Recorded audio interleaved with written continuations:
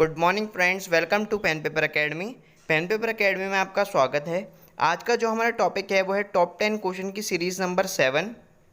इस वीडियो में हम आपको बताएंगे लोकसभा के दूसरे स्पीकर कौन थे, पहले स्पीकर कौन थे, मैनचेस्टर ऑफ इंडिया किस शहर को कहते हैं, और जो हमारा बुशमैन जनजाति है वो कहाँ पाई जाती है, और ऐसी बहुत सारे क्वेश्चन और इनके जवाब जानने के लिए आप हमारे साथ जुड़े रहिए आखिरी तक। और अगर आपको वीडियो पसंद आए तो प्लीज़ वीडियो को लाइक कीजिए, शेयर कीजिए और हमारे चैनल को सब्सक्राइब कीजिए।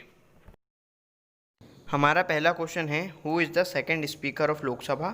लोकसभा का दूसरा अध्यक्ष कौन था? पहला ऑप्शन है ओम बिरला, दूसरा ऑप्शन है गणेश वासुदेव मावलंकर, तीसरा ऑप्शन है M.A. अयंगर, चौथा ऑप्शन है हुकुम सिंह। तो जो लोकसभा के दूसरे अध्यक्ष थे वो थे गणेश वासुदेव मावलंकर जी। तो इसका आंसर हो गया option number second, Ganesh Vasudev Mavalankar. अब इसकी एक्सप्लेनेशन देखते हैं। जो प्रेजेंट स्पीकर है यानी कि अभी स्पीकर जो हैं वो हैं ओम बिरला जी। फर्स्ट स्पीकर थे गणेश वासुदेव मावलंकर जी। दूसरे स्पीकर थे, यही क्वेश्चन था, दूसरे स्पीकर कौन है, वो हैं M.A. अयंगर जी। और जो थर्ड स्पीकर थे वो थे हुकुम सिंह। हमारा नेक्स्ट क्वेश्चन है, what is the capital of Uttarakhand. Uttarakhand की कैपिटल कौन सी है?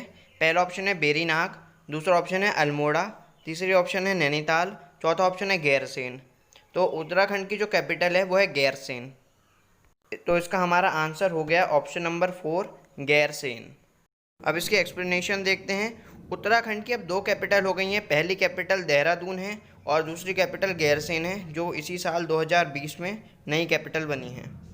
हमारा नेक्स्ट क्वेश्चन है, who is the first British voice Roy of India. Bharat में पहले ब्रिटिश वॉइस रॉय जो थे वो कौन थे? पहला ऑप्शन है लॉर्ड माउंटबेटन, दूसरा ऑप्शन है लॉर्ड विलियम बेंटिक, तीसरा ऑप्शन है लॉर्ड नाथ, तीसरा ऑप्शन है लॉर्ड कैनिंग। तो जो इंडिया में फर्स्ट ब्रिटिश वॉइस रॉय थे वो थे लॉर्ड कैनिंग। तो इसका आंसर हो गया हमारा ऑप्शन नंबर 4, लॉर्ड कैनिंग। अब इसकी एक्सप्लेनेशन देखते हैं। तो जो इंडिया में फर्स्ट ब्रिटिश गवर्नर जनरल थे वो थे लॉर्ड विलियम बेंटिक, ये भी ऑप्शन में था हमारे। ठीक है, जो फर्स्ट ब्रिटिश वॉइस रॉय थे वो थे लॉर्ड कैनिंग, और यही हमारा क्वेश्चन था, first British voice Roy of India. ठीक है, तो आंसर था लॉर्ड कैनिंग। और जो फर्स्ट गवर्नर जनरल थे फ्री इंडिया के और इंडिपेंडेंट इंडिया के वो थे लॉर्ड माउंटबेटन। और फर्स्ट और लास्ट इंडियन, पहला और आखिरी भारतीय जो गवर्नर जनरल हो स्वतंत्र भारत का, वो थे C. गोपालाचारी जी। ठीक है, स्वतंत्र भारत के पहले गवर्नर जनरल थे, पहले और आखिरी C. गोपालाचारी जी। अब हमारा नेक्स्ट क्वेश्चन है, neutron is discovered by whom. ठीक है, न्यूट्रॉन की डिस्कवरी किसने की थी? पहला ऑप्शन है नील्स बोर, दूसरा ऑप्शन है अर्नेस्ट रदरफोर्ड, तीसरा ऑप्शन है जेम्स चैडविक, चौथा ऑप्शन है अल्बर्ट आइंस्टीन। तो जो न्यूट्रॉन की डिस्कवरी करी थी वो जेम्स चैडविक ने की थी। तो इसका आंसर हो गया हमारा ऑप्शन नंबर 3, जेम्स चैडविक। अब इसका एक्सप्लेनेशन देखते हैं। तो जो न्यूट्रॉन की डिस्कवरी करी थी वो जेम्स चैडविक ने की थी, और हमारे ऑप्शन में नील्स बोर भी था। नील्स बोर ने एटॉमिक स्ट्रक्चर और क्वांटम थ्योरी दी थी। और जो अल्बर्ट आइंस्टीन हैं उन्हें थ्योरी ऑफ रिलेटिविटी और फोटो इलेक्ट्रिक इफेक्ट की थ्योरी दी थी। ठीक है, अल्बर्ट आइंस्टीन ने, ये भी ऑप्शन में थे। और जो रदरफोर्ड थे ये भी ऑप्शन में थे, इन्हें दिया था concept of radio active half life. ठीक है, तो जो चारों ऑप्शन है हमने बता दिया है उनने क्या क्या इंपॉर्टेंट डिस्कवरी करी थी या कौन सी थ्योरी दी थी। हमारा नेक्स्ट क्वेश्चन है, in which desert Bushman species is commonly found. Bushman एक जनजाति होती है, तो वो कौन से डेजर्ट में पाई जाती है? पहला ऑप्शन है सहारा डेजर्ट, दूसरा ऑप्शन है थार डेजर्ट, तीसरा ऑप्शन है कालाहारी डेजर्ट, चौथा ऑप्शन है आटाकामा डेजर्ट। तो जो बुशमैन स्पीसीज पाई जाती है वो कालाहारी डेजर्ट में पाई जाती है, और ये डेजर्ट अफ्रीका में है। तो इसका हमारा आंसर हो गया ऑप्शन नंबर 3, कालाहारी डेजर्ट। हमारा नेक्स्ट क्वेश्चन है, which city is known as city of snakes. किस शहर को सांपों का शहर भी कहते हैं? पहला ऑप्शन है रोम, दूसरा ऑप्शन है थाईलैंड, तीसरा ऑप्शन है मिस्र, चौथा ऑप्शन है ब्राज़ील। तो जो शहर है जिसे हम सांपों का शहर भी कहते हैं वो है ब्राज़ील। ब्राज़ील में आपको पता है एनाकोंडा पाए जाते हैं बहुत। ठीक है, और यहाँ पे अमेज़न जंगल भी है। तो इसका आंसर हो गया ऑप्शन नंबर 4, ब्राज़ील। हमारा नेक्स्ट क्वेश्चन है, anthology is the study of. Anthology किसकी स्टडी होती है? पहला ऑप्शन है स्टडी ऑफ फ्लावर्स, दूसरा ऑप्शन है स्टडी ऑफ बर्ड्स, तीसरा ऑप्शन है स्टडी ऑफ ट्रीज और चौथा ऑप्शन है स्टडी ऑफ फ्रूट्स। तो जो एंथोलॉजी होती है वो होती है स्टडी ऑफ फ्लावर्स, ठीक है। तो इसका आंसर हो गया option number 1 study of flowers. अब देखिए आप, जो बर्ड्स, ट्री और फ्रूट, इनकी स्टडी को हम क्या कहते हैं? अब आप देखिए, जहाँ पे भी लॉजी लगा हो क्वेश्चन में आखिरी में, मतलब उसका मीन्स होता है किसी चीज़ की स्टडी की बात हो रही है।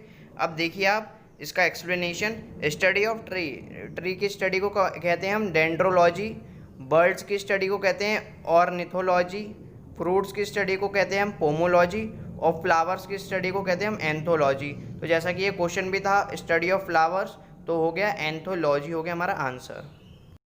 हमारा नेक्स्ट क्वेश्चन है who is the first Indian to receive Raman Magsaysay award. ठीक है, जो फर्स्ट इंडियन थे जिन्हें रमन मैग्सेसे अवार्ड मिला था, तो इसका ऑप्शन है, पहला ऑप्शन है किरण बेदी, दूसरा ऑप्शन है आचार्य विनोबा भावा, तीसरा ऑप्शन है CD देशमुख, चौथा ऑप्शन है TN शेषन।